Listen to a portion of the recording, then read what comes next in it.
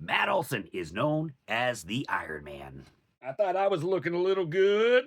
Okay, maybe I'm not an Iron Man, but at 782 games consecutive played, this is why Matt Olson is the Iron Man. Let's take a dive. You play ball like a girl! Yeah, this is baseball. You gotta stop thinking. Okay, my shirt's back on, but we are going to talk about the Iron Man of baseball. Not just about Matt Olson, because we're going to go over the whole entire list, probably up through 15 players. But Olson sitting smack at number 11 with 782 consecutive games played, dating all the way back to 2021. Just a quick little note, it's actually 801 consecutive games played. Oops. Now, why do we make this a news story? Well, in the modern day of baseball, injuries, they occur more now on a clip, especially for pitchers, than they have in the past. In the past, yeah, you had freak injuries, shit happens, those kind of injuries. But today, there's just a common theme of just injuries. Even hitters are getting Tommy John surgery. We'll cover that in another video. But first, let's talk a little bit about Matt Olson. Okay? Olson was drafted in 2012, first round, 47th overall, by the Oakland Athletics. Oakland. Olson made his debut back in 2016 from a September call-up with the Oakland Athletics, later to be traded in 2022 to the Atlanta Braves, in which he signed a long contract with. Currently behind him is Pete Alonso, which is now with the Baltimore Orioles, but he started his streak with the New York Mets at 431 games. Oops, there goes my microphone. Why does this matter? Why is this a big deal? Because, as I mentioned, a lot of players in the MLB and even the minor leagues are just injury prone these days. Tristan Casas!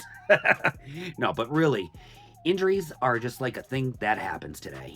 And it's unfortunate. There are freak accidents, there are surgeries, but due to the programming and the shit that players gotta go through day in and day out is a lot more hardened and reckoning on their body than it used to be.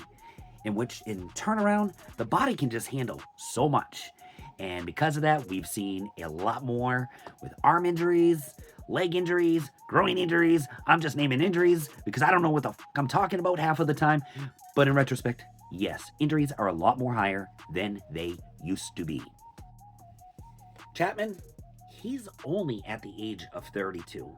He's on his way to a nice Hall of Fame career. But for any team right now, to have a player that is able to essentially play all of 162 games, season after season after season, battling through potential injuries, sorenesses, you name it, but all they want to do, they don't care how much money they're making, they're still going to hit the field every single day and give you the best of the best.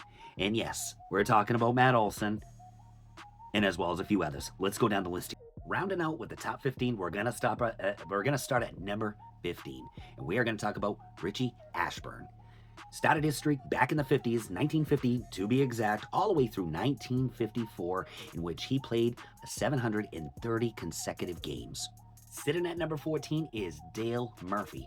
740 games consecutive played, and those were running from 1981 to 1986. Mr. Controversy himself. R.I.P., we are talking about Pete Rose, the all-time hit leader. And he had a streak going from 1978 through 1983, and that was sitting at 745 games. Number 12, we got Nellie Fox.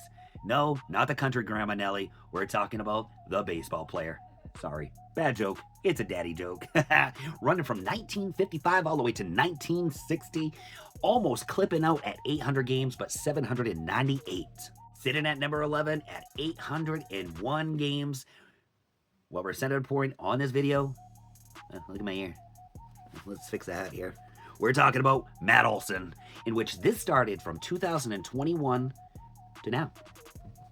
Digging all the way to the 1930s, we are talking about Gus Sir for 822 games from 1931 to 1937. Sitting at number 9, 829 games consecutive. We are talking about the walking man, and that is Eddie Yost. Why do they call him the walking man? Because he had led the league in walks 6 times. He was a walking machine. The Walking Dead. Hall of Famer Stan Musial. I think I pronounced his last name wrong. I sure did. 895 games, almost clipping out at 900. He started that streak in 1952 and it ended in 1957. And number 7, from 1922 to 1930, clipping out at 1,103 games, is Joe Sewell. That's a lot of game action. Sitting at number 6, we have Billy Williams. He started his consecutive streak back in 1963 and lasted all the way through 1970. In total of games was 1,117. Number 5, this player kind of had a storied career. We are talking about the A's, Baltimore Orioles legend, not Cal Ripken as of yet, but we are talking about Miguel Tejada. He had a consecutive streak of 1,152 games, which started back in 2000 and stopped all the way into 2007. 1974 MVP, sitting at number 4, we are talking about Steve Garvey. Now, he started his streak 1 year after his MVP season, which was 1975, and that ended in 1983, closing in at 1,207 games. And back in the early days, and we are talking 1916, Everett Scott logged in consecutive 1,307 games consecutive from 1916 to all the way to 1925. Speaking of health, damn. And now we're climbing into the top 2, which, my freaking microphone again. A little disclaimer, I'm French, so I use my hands a lot.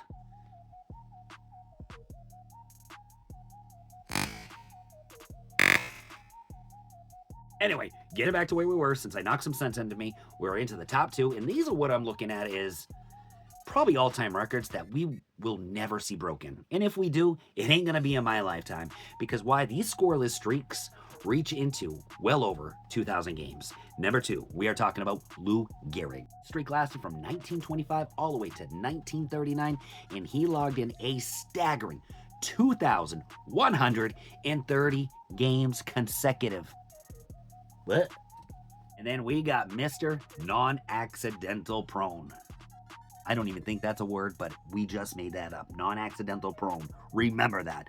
We are talking about the legend within my lifetime, because I still remember seeing this game back in the 90s when he broke the streak. Cal Ripken from the Baltimore Orioles.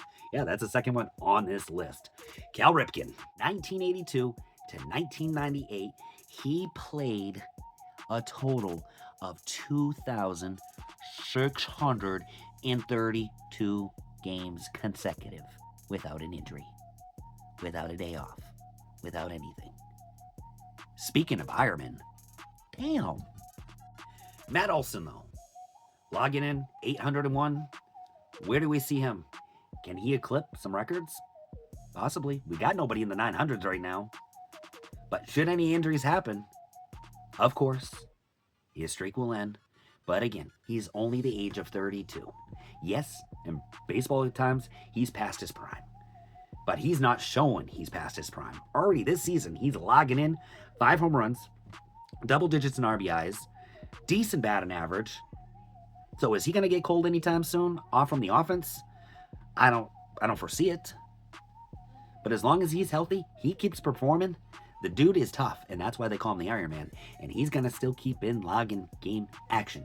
Should he go to the age of 40 when he, as a speculation, general retirement from professional baseball, let's just say he plays another 8 seasons, clean bill of health, 162 games. He's already sitting at 801 now. So for 8 seasons, 162 games, we are looking at a total of 2,097 games played. Now that's a plateau he could reach. He could suppress it. He may not. But the judgment will still be up there. And of course, that's dependent on his health, or if the dude just needs a day off because he's getting older. But for right now, we're not seeing it. He ranks 11th on the all-time list, which is pretty cool. And I foresee him being a future Hall of Famer. But Matt Olson, keep an eye out for him. He's doing some good things quietly in Atlanta. This is Ghost with Baseball. Have a great afternoon, everybody. Ha ha!